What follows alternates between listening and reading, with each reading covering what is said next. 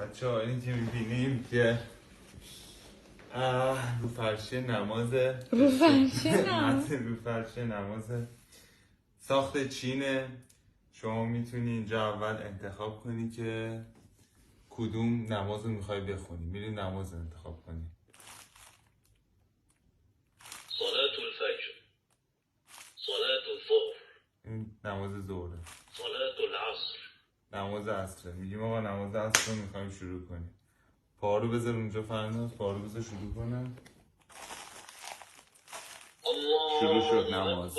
داره تکبیر میگه.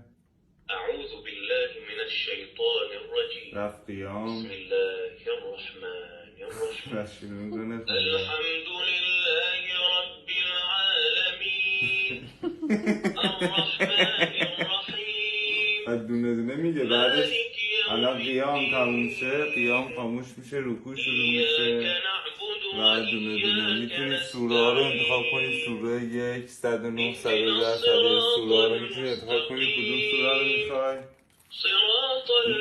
این اذان میگه برات، تشهد میگه، این صلوات میفرسته، این قنوته،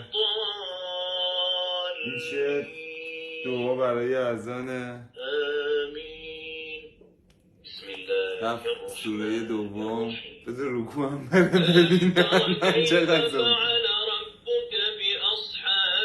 این سوره فکر کنم قابل انتخاب، میتونی حتمی آنها انتخاب کنی.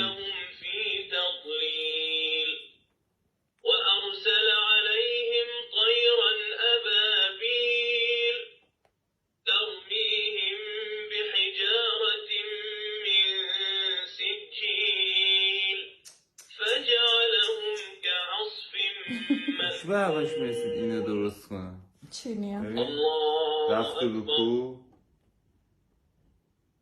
سبحان ربي العظيم سبحان ربي العظيم سبحان ربي العظيم سمع الله لمن حمده ربنا لك الحمد الله أكبر. میره رو سجود، سجودشو میخونه.